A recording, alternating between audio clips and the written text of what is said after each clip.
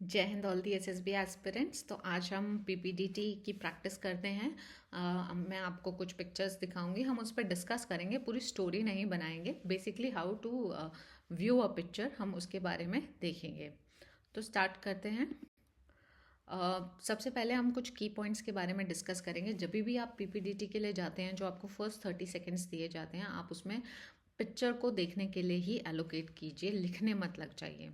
तो जब आपको पिक्चर दिखाई जाती है तो आप पिक्चर को ध्यान से देखिए कि उसका क्या सीन है, वो आउटडोर है, इंडोर है, बेसिकली बाहर किसी माउंटेन, रिवर, रोड, कहाँ का सीन है, और विलेज है, सिटी है, क्या है, इंडोर है, ऑफिस है, घर है, या फिर घर है, ऑफिस है, स्कूल है, क्या है। और उसमें जिस तरह से लोग दिखाए गए हैं उनको ध्यान से देखिए, उनकी उम्र को ध्यान से देखिए, उन्होंने किस तरह के कपड़े पहन रखे हैं, उनके फेशियल एक्सप्रेशन क्या है, बॉडी लैंग्वेज क्या है, खुश हैं, उदास हैं, या एक्सीडेंट हुआ पड़ा है, किस जो चीज़ है उस रियलिटी जो सामने दिखाई जा रही है उसे उसी तरह से एक्सेप्ट करना, देखना बहुत इंपॉर्टेंट है। वहाँ पे कुछ अलग, बहुत ही अलग दिखाया है, आप कुछ और ही सोच के लिख रहे हैं, तो वो मैच नहीं करता है।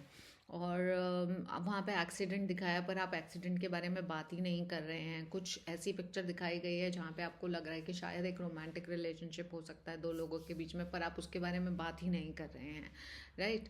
और फिर बैकग्राउंड देखिए ध्यान से कि बैकग्राउंड में अगर रोड है, पीछे कहीं स्कूल है, या कोई रिलीजियस प्लेस दिखाया जा रहा है, सिंबल्स होते हैं, या कोई बस है, बस में किसी प्लेस का नाम लिखा हुआ है। आजू बाजू भी देखिए कि क्या किस तरह की चीज़ें रखी गई हैं। जो भी आप आइडेंटिफाई कर सकते हैं, जितना आइडेंटिफाई कर सकते हैं वो लेकर आप अपनी स्टोरी में यूज़ कर सकते हैं।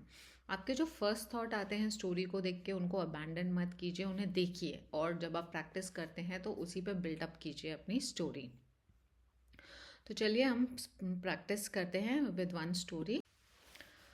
तो ये पिक्चर मैंने डिफेंस गुरु से ली है, और अब अगर हम इस पिक्चर को ध्यान से देखेंगे तो ये पिक्चर में मुझे ये एक यंग मैन दिखाई दे रहे हैं जो एक पेड़ के नीचे खड़े हैं। उनकी बॉडी लैंग्वेज से दिख रहा है कि ये इस ग्रुप को कुछ इंस्ट्रक्शंस दे रहे हैं, इन्हें समझाने की कोशिश कर रहे हैं।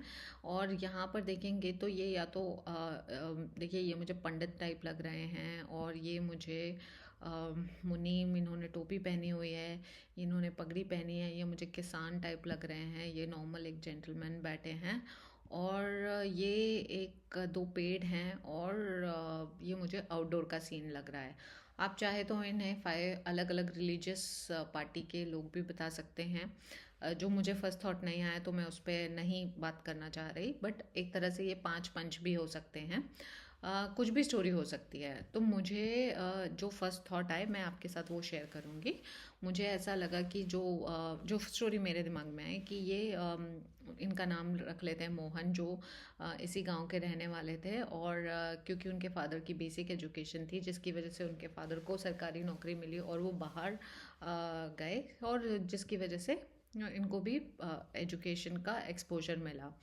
And he understood power of education जब ये बाहर रहते थे। तो जब ये अपने विलेज में आए, इन्होंने देखा कि एक पूरी जनरेशन जो है, कई उनकी एजुकेशन नहीं हो पाई बिकॉज उस टाइम पे स्कूल्स अवेलेबल नहीं थे। तो वो इनिशिएटिव लेते हैं कि वो गांव में नाइट स्कूल शुरू करेंगे। तो इस तरह से या तो वो पंचायत को बुलाते हैं, आप वो लिख सकते हैं, पर मुझे लगा कि ये गांव के लोग आए हैं, क्योंकि ऐसे इनिशिएटिव्स में यूजुअली ज़्यादा लोग पहले नहीं आते।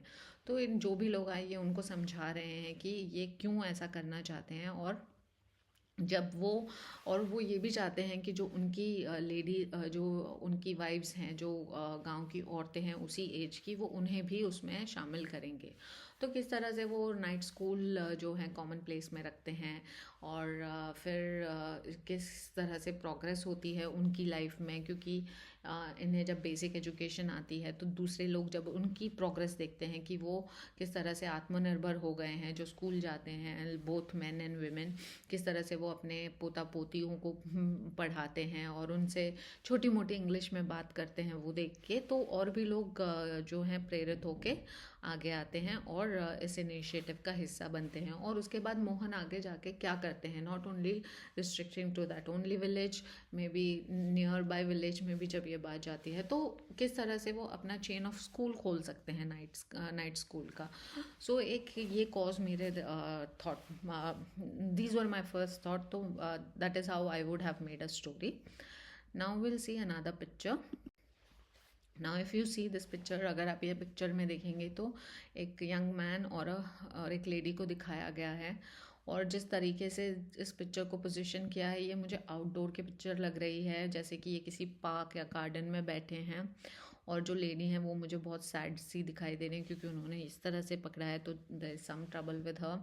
और जिस तरह से उनके बॉडी लैंग्वेज और क्लोथिंग दिखाया है, to me it appears like more like a romantic relationship. And मैं इनको भाई बहन नहीं बताऊंगी, और या कोई दोस्त या कोई रिलेशन हो सकता है. तो what stories line I'm just discussing 2-3 line. Maybe she is Mala and इसकी इनसे शादी होने वाली है, या फिर they are couple and she wants to pursue higher studies. और जिस चीज़ के लिए लोग मान नहीं रहे हैं, तो how she convince other people and pursue her dream of higher studies, और you know working, going outside of village and working. And how she get over those struggles and obstacles, and how she establish herself. So इस तरह की कुछ story मैं इस पर बनाने की सोचूंगी. तो आप देखिए आप दोनों पे क्या स्टोरी बनाते हैं, और आप मुझे शेयर कर सकते हैं कमेंट में आपके दिमाग में क्या स्टोरी आई है. I will share my feedback, and never be hesitant to accept your first thoughts and just see कि आपको क्या दिमाग में आ रहा है, and build a story around that. Right, till then keep preparing. All the best.